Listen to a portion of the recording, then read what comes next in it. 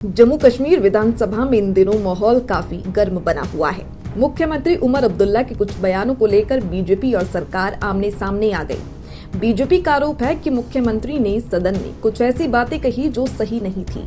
इसी वजह से बीजेपी उनसे माफी मांगने की मांग कर रही है।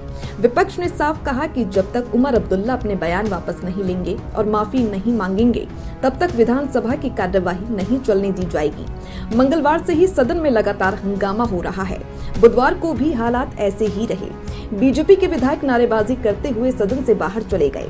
नेता प्रतिपक्ष सुनील शर्मा ने मुख्यमंत्री के बयानों को जम्मू कश्मीर के लोकतांत्रिक इतिहास का काला दिन बताया और बिना शर्त माफी की मांग की।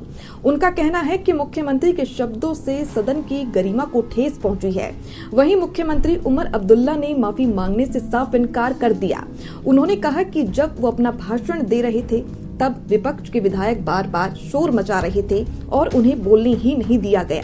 अगर उन्हें शांतिपूर्वक बोलने दिया जाता तो वो अपने शब्द खुद ही बदल देते, लेकिन जब मौका ही नहीं मिला तो अब माफी मांगने का सवाल नहीं उठता। उन्होंने ये भी कहा कि उनकी बातें अब रिकॉर्ड में दर्ज हो चुकी है। इस पूरे विवाद के दौरान सदन का माहौल बहुत तनावपूर्ण रहा। मुख्यमंत्री करीब 40 मिनट तक बोलते रहे, लेकिन इस दौरान ज्यादातर समय बीजेपी के विधायक खड़े होकर विरोध करते रहे। हालात बिगड़ते देखकर विधानसभा अध्यक्ष को पूरे दिन के लिए कार्यवाही स्थगित करनी पड़ी। अपने भाषण में मुख्यमंत्री ने भारत अमेरिका व्यापार समझौते का जिक्र किया था और कहा था कि इससे जम्मू कश्मीर को नुकसान हो सकता है।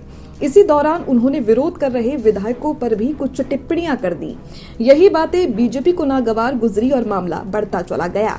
बाद में विधानसभा के बाहर मुख्यमंत्री ने कहा कि वो किसी से झगड़ा नहीं चाहते, वो सिर्फ अपनी बात रखना चाहते थे, लेकिन जब उन्हें बोलने नहीं दिया गया तो गलतफहमी बढ़ गई। अब वो माफी नहीं मांगेंगे क्योंकि उनकी बातें पहले ही रिकॉर्ड आ चुकी हैं। फिलहाल इस विवाद की वजह से विधानसभा का कामकाज प्रभावित हो रहा है। जनता के मुद्दों पर चर्चा की जगह राजनीतिक लड़ाई हो रही है। अब देखना होगा कि सरकार और विपक्ष के बीच ये टकराव कब खत्म होता है और सदन दोबारा ठीक से काम शुरू कर पाता है।